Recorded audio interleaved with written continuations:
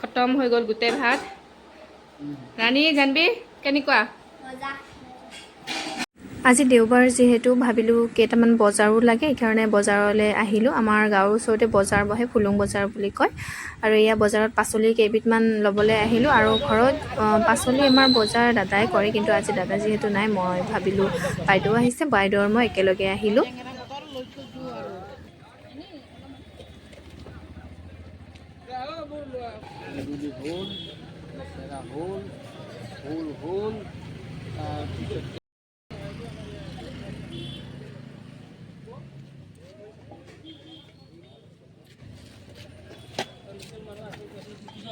আৰু ইফালে ভোট জলকীয়া দেখি ৰ'বই নোৱাৰিলোঁ মানে নিজে বাছি লৈ চালেহে মানে ভাল লাগে আৰু মানে খাব নোৱাৰিলেও কিন্তু ভাতৰ কাঁহীত থাকিলে ভাল লাগে আৰু এইফালে বজাৰ চজাৰ কৰি ঘৰলৈ আহিলোঁ ঘৰত আহি দেখিলোঁ যে এয়া খাৰ মানে পিঠাগুড়ি খাৰ বনাইছে গুন্দৰুক মানে আপোনালোকে বুজি পায় নে নাপায় ক'ব নোৱাৰোঁ এয়া মানে মূলা বা কোমোৰা শুকাই কেনে বনোৱা হয় গুন্দৰুক বুলি কোৱা হয় আৰু এয়া গাহৰি মাংস আনিছিলোঁ গাহৰি মাংসখিনি অলপ ডাঙৰ ডাঙৰকৈ কাটি আনিছোঁ মই নিজে কাটিব পালে ভাল লাগে মানে নিজৰ জোখৰ পিচ মানে কৰি কাটিলে ভাল লাগে মোৰ আৰু এয়া পিঠাগুড়িখিনি দি দিছে এতিয়া এইটো কোমোৰাৰ গুন্দৰুক বনাইছিলোঁ মানে কোমোৰা আমাৰ মানে বেছিকৈ আছিলে মানে সেইটো কাৰণে বেয়া হৈ যোৱাতকৈ মই ভাবিছিলোঁ শুকাই কেনে এনেকৈ বনাই থৈ দিওঁ কিন্তু খাই বহুত ভাল লাগে অলপ মাংস লাগে খাই কিন্তু মূলাৰটো বেছি ভাল লাগে এইবাৰ মানে মই মূলাৰ ছিজন আহিলে মূলাটো বনাই থৈ দিম বুলি মানে ভাবিছোঁ আৰু ৰ'দ লাগে ৰ'দৰ সময়ত বনাব পাৰিলে ভাল ৰ'দত মানে শুকাব পাৰিলে ভাল নহ'লে অলপমান ভেঁকুৰ ধৰা টাইপৰ হয় আৰু ইয়াৰ পিঠাগুড়ি আঞ্জাটো আমাৰ উতলি আহিছে পূৰা ধুনীয়াকৈ এইখিনি উতলাই পৰা ডাঠ কৰি দিব লাগিব আঞ্জাখিনি তাৰপিছত গেছটো অফ কৰি দিম আৰু এইফালে মই গাহৰি মাংসখিনিও বইল কৰি মানে দিম এতিয়া বইল কৰি কাটিলে মানে অলপ সুবিধা হয় আৰু আমাৰ ঘৰত যিহেতু ইমান ডাঙৰ দা চা নাই মই সেইটো কাৰণে কটাৰীৰে কাটোঁ আৰু আছে মানে দা চা লৈ কটাতকৈ ইমান ঢিলা মাংস যিহেতু মই সেইটো কাৰণে কটাৰীৰ লগত কাটিবই ভাল পাওঁ আৰু এই মাংসখিনি উঠাই লৈছোঁ ধুনীয়াকৈ আৰু বজাৰ কৰি আনি মানে দেখুৱাবৰ সময় নহ'ল কি ল'লোঁ সকলো বস্তু মানে থৈ দিলোঁ আৰু ভাতো ভোক লাগিছিলে সেইকাৰণে আহি মই নিজে এইবোৰ ধুই ধাই কাটি বাচা কৰি আৰু সেইফালে বজাৰ ক'ত দেখুৱাই থাকোঁ বজাৰত আনিছোঁ কিবাকিবি বহুত পাচলি আৰু এয়া মাংসখিনি এতিয়া কাটি ল'ম মই ধুনীয়াকৈ এনেকৈয়ে কাটিছোঁ মই কটাৰীৰে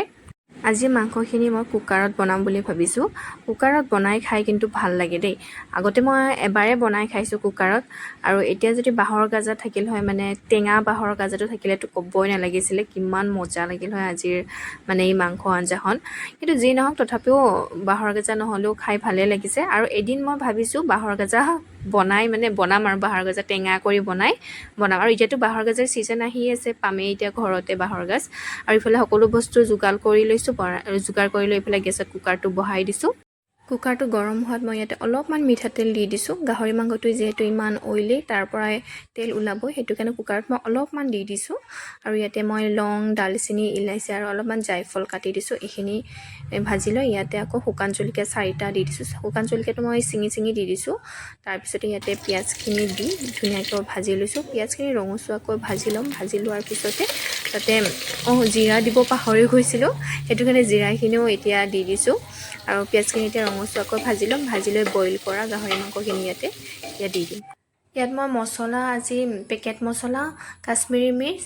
আৰু মিট মছলা আৰু গৰম মছলা এই 3বিধে ব্যৱহাৰ কৰিছোঁ আৰু আদা নহৰু জলকীয়াৰ পেষ্টটো দিছোঁ এইখিনি ভালদৰে ভাজি লৈছোঁ ভাজি লৈ আলু দি মছলা চছলা সকলো দি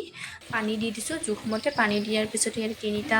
চিটি মাৰিব দিম চিটি মৰাৰ পিছত আমাৰ মাংস ৰেডি হৈ যাব আৰু আজি ভাবিছোঁ আমি গোটেইকেইজনী এটা কলপাততে খাম বুলি ভাবিছোঁ মানে আমাৰ ঘৰৰ ৰাণী জানবী আৰু বাবু মই জয়া এনেকৈ আমি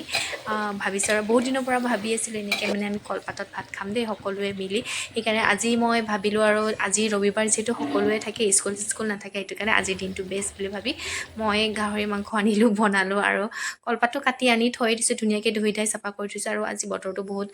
লেতেৰাও মানে বৰষুণ দি আছে যে এইকেইদিন বৰষুণেই দি আছে সেইটো কাৰণে আৰু ভাল আজি বতৰটোও ঠাণ্ডা এনেকৈ খাব পাৰিম বুলি ভাবি কৰিলোঁ আৰু আজি কামটো পিছত দেখা পাব ভিডিঅ'টোৰ পিছত চাই থাকক আপোনালোকে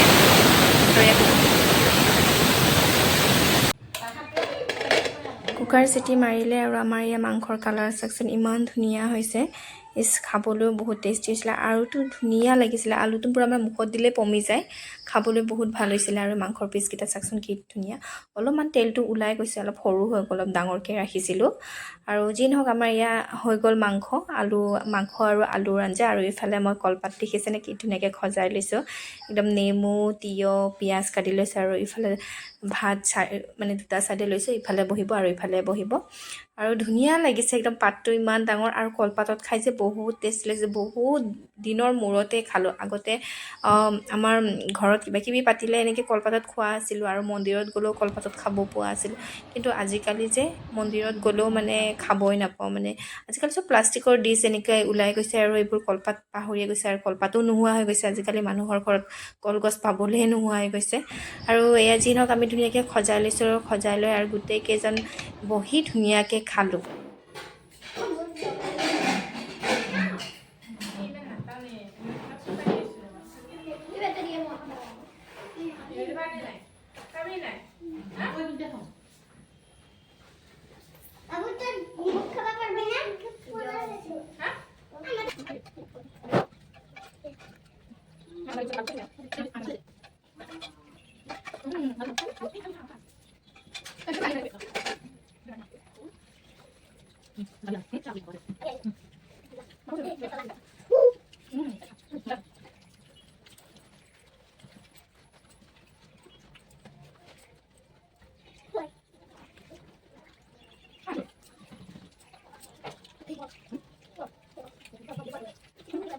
কেনেকুৱা লাগিছে বাবু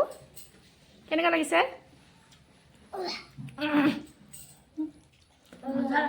জানবি খোৱা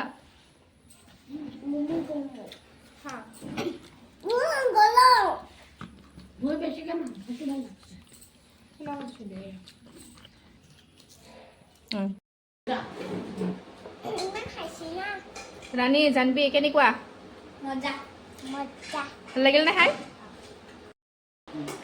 খতম হৈ গ'ল গোটেই ভাত আজিৰ ভিডিঅ'টি ইমানেই আপোনালোকৰ যদি মোৰ ভিডিঅ'বোৰ চাই ভাল পায় প্লিজ লাইক কমেণ্ট শ্বেয়াৰ কৰি দিব আৰু মোৰ চেনেলটো ছাবস্ক্ৰাইব কৰি দিব আজিলৈ আহিছোঁ বাই